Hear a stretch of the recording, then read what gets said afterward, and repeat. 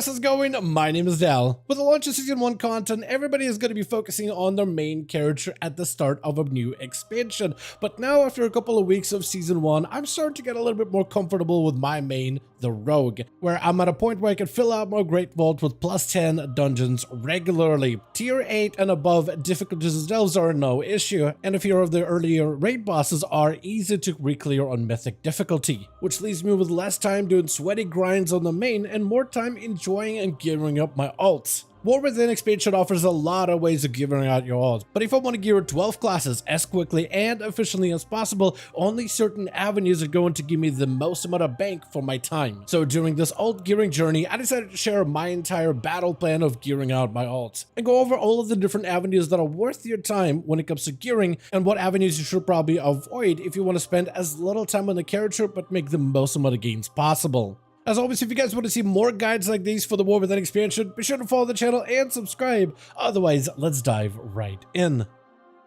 So the first thing I do on a brand new character is stop by all of the faction vendors. Because of the Warbound Renown system, all of the previous rewards unlocked on my main character, my alts could actually go and claim a lot of those rewards instantly. And every single one of them from the 4 main factions that are available during Season 1, War Within, offers that character with a ton of different currencies, starting with a bunch of Valor Stones, as well as a bunch of crests, both weathered as well as carved Harbinger crests, and a few other side currencies such as Resonance Crystals or potentially cash with the Ashkahead faction. But also, every single one of these vendors has gear that you can buy for Resonance Crystals, which is awarded from just about anything you do when it comes to endgame content or even open world content, and allows you to buy some of the starter gear such as veteran track gear like shoulders, helm, and chest, but also some of the later items depending on your renowned track with boots and bracers and other items also being unlocked, and those items actually come at a champion track or veteran track, which allows the character to have some early gearing opportunities very early on, and allows a fresh new character to start out with a couple of purple items to give him a bit of a head start when it comes to your gearing journey. And the best part is resonance crystals are so plentiful, you could just transfer them over from your main character onto your alts, and I feel like I always have some leftover between all of my characters whenever I'm done doing my dailies or any open world activities. So you should almost never be lacking on resonance crystals if you participate in any open world content and activities. Now, another source of getting gear for all of your old characters is actually thanks to the Warband system and Warbound gear. As I play my main rogue through dungeons, raids, delves, and even open world content, there's a good chance that Warbound items may drop for that character, and then you can go store those items in your Warbound bank slots. And these items can be anywhere between veteran track or even champion track gear, and it can be anything from weapons to specific armor pieces. And while these items are probably not an upgrade for your main, they're still an upgrade for all of your alts and helps them get a head start before they even begin their own gearing journey. It's not always that you get Warbound gear from any of the open world activities, but it seems like the more stuff you do, the higher are the chances of getting Warbound loot. And I've been able to get a lot of quality items from my alt characters to give them a bit of a head start before I even begin the real gear progression. And I gotta say, the Warbound gear system might be one of the best systems we've ever seen in a game. Just the whole Warbound system, from the EXP bonuses to the gear rewards that you can do for your alts,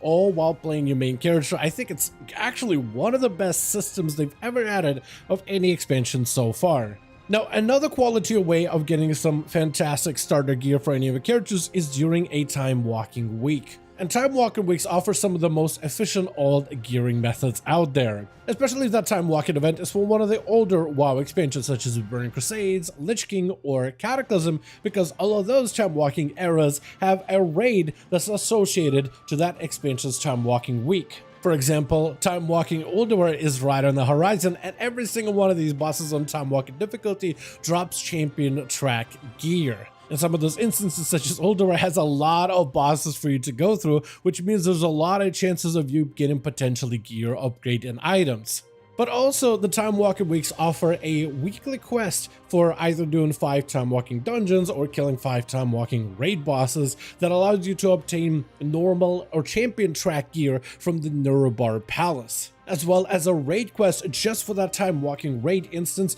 where if you slay the final boss of that raid, be it Illidan of Black Temple, Yogg-Saron of Ulduar, or Ragnaros of Firelands raid, it also awards the hero track gear from Red Raid instance, which for me makes the time walking event weeks probably the most lucrative and the most efficient way of getting gear for any of your old characters, because we scale down to the time walking instances, which means gear doesn't really matter as of right now. That whole scaling system does change during the 20th anniversary, but hopefully they'll still allow all of these time walking raids to be easily accessible by fresh new characters even after the 11.05 update. Now, when it comes to gearing through open world activities, there's really two things that you should do every single time.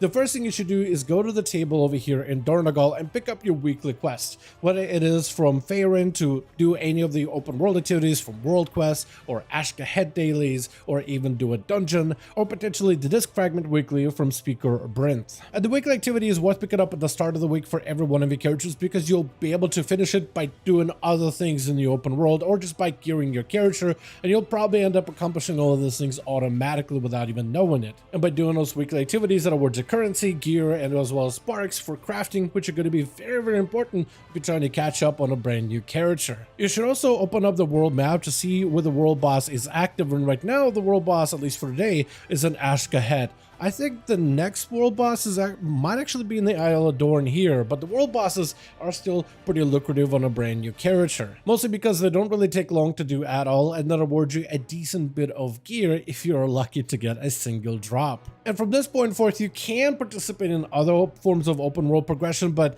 really at this point from here on out, you can start doing some of the more endgame activities, which are a little bit better and more efficient when it comes to gear acquisition. And when it comes to PvE content, there are three avenues of endgame progression, the first one of which being a raid content within the Season 1 of Nuremberg Palace. Raids generally offer some of the best loot in the game, and they're generally easy to do depending on the difficulty, but can be a little bit hard to get into without a decent item level, especially if you're pugging. Some groups are going to be very picky, especially if they're just trying to have the easiest run in the raid, so they're probably going to require to have some item level to get into the raid. It's kind of a catch-22 system where you need to have gear in order to get into the raid, but to get the gear, you first need to do the raid. It's just kind of like not a great situation for a lot of players in the pug world. Of course, you can do the raids on LFR difficulty, which are really easy to get into, and right now they have all of the bosses available, which can hopefully get you started on a couple of key items, and maybe, hopefully, a little bit closer to you getting your tier set bonus. But when it comes to pugging your character, I would recommend something about 590-ish item level as a minimum for normals, or at least I had a much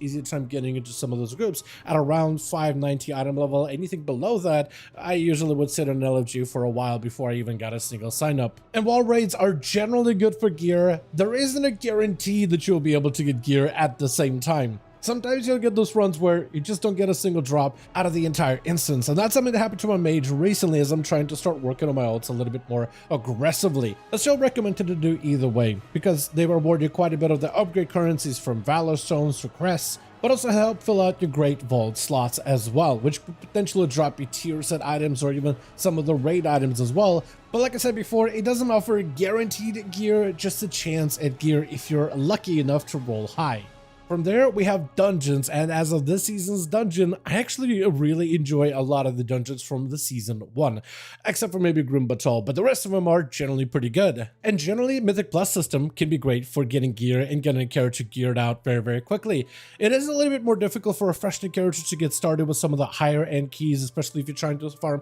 some of the higher tier crests or even hero track gear, because score and item level are going to matter to random groups. However, if you get your own key from the Mythic Plus vendor, just let them know that, hey, I misplaced my key, and they'll just give you a +2 key. Doing your own key and spamming out lower keys is generally great when it comes to getting a character geared out. Now, Mythic Plus dungeons don't always guarantee gear, but if you can get them done relatively quickly, in an hour you might be able to get a couple of pieces, but also the upgrade currency, which makes dungeons still worthwhile. But just like the raid that we said, again, they don't necessarily guarantee you gear, which I think makes raids and dungeons still worth getting into, but that lack of guarantee of gear can sometimes make you feel like you're wasting your time. And if you're someone who doesn't want to feel like you're wasting their time at all, then I introduce you delves. Now, delves are meant to be its own form of fully fledged form of endgame progression that is parallel to dungeons and raids, featuring its own unique gameplay, set of difficulties, as well as its own unique set of rewards. And the best part is delves can be ran as solo or with a group of players. It's really up to you to make that choice. But you don't necessarily need a specific comp or any specific classes in order to have an easy time with delves.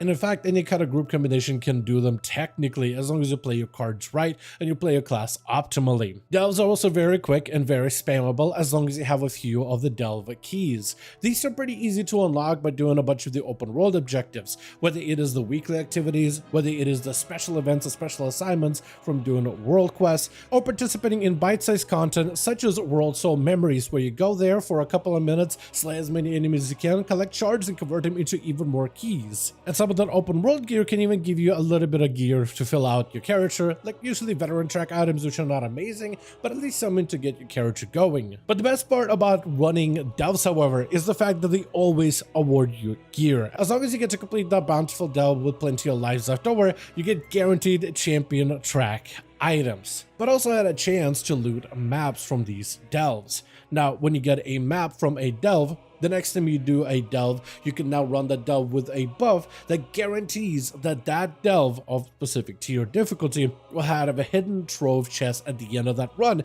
if you complete it all the way through. And these delvers bountiful maps allow you to get even better gear than champion track. In fact, you get hero track items instead, which can award you with even better gear rewards overall. On top of it, by running delves, you also get to fill out your Great Vault, and depending on the tier of difficulty you get to do, you get different tracks of upgrade. So at tier 8, you get the highest track of 616 hero track items, which allows delves, in my opinion, to be one of the most efficient and one of the best activities that allows you to get guaranteed gear and also respects your time as a player. Whereas with dungeons and raids, you have to find a group and maybe sit in LFG for a while on a fresh new character that's probably going to have a harder time to get into groups compared to your geared main character. But delves allow you to just immediately jump into them, whether you want to do them with pugs or even run them as solo, and are probably the best activities that respect your time invested into that character, allowing you to work towards items directly. And I think it's one of those things that people sleep on pretty regularly. Delves are a new bit of content, so not everybody is going to get into them off the bat, but definitely give them a shot if you're trying to gear out some of your alts. Even if you're somebody who mostly gears to Mythic Plus or through raid content, definitely give delves a try because it can give you some really great early level items and at least upgrade your character's item level to help you get into dungeons and raids much easier. Now, another form of progression that a lot of people skimp out on, in my opinion, is the crafting items, because, well, crafting gear can be quite expensive, especially with some of the items costing an arm and a leg. And everything this expansion, especially early on during the season 1, is going to be expensive, I think, for a long while until it eventually settles down as more players get into professions and start flooding the auction house with some of the higher quality items. However, if you get into the professions yourself, like let's say you get a warrior up and running, so you need a bunch of plate items, and you make that warrior their own blacksmith and their own miner to collect ore needed in order to make blacksmithing goods. And if you invest enough time into that profession,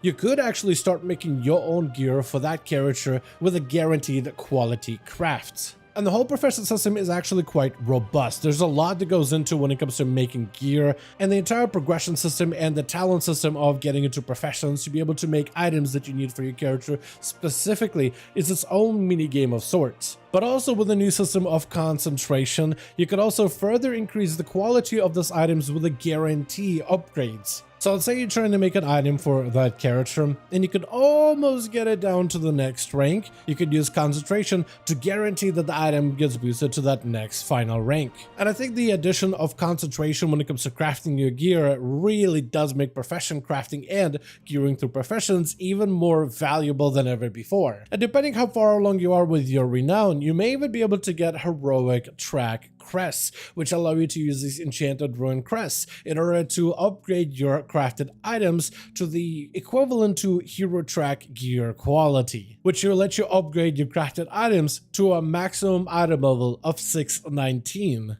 if you have the proficiency and concentration to reach rank 5 crafted quality. Another way to get a guaranteed hero track crest is by starting the quest line to slay the Queen Ansarek on story mode difficulty, which any player can do. First thing you do is go to Ashkahet, or the City of Threads rather, and in the center of Ashkahet, above the Arakara city, Executor in his rec will have a quest called The Beginning of the End, which starts you a questline to disrupt the city of Threads, causing up a commotion in the royal court, which eventually leads you to slaying the queen in the story mode difficulty. The actual quest itself does not take long to finish out at all, however, and it can be done per character to unlock a hero track item. And at the end of the questline, you unlock the Enchanted Ruined Harbinger crest, which allows you to make hero track equivalent upgrades with the profession system, which can be potentially turned into a guaranteed 619 item level weapon on a character, or help fill out some of the embellishment slots such as the boots, bracers, belt slots potentially, or any of the other slots where your character cannot get any of the favorable secondary stats from raids or even dungeons or even delves.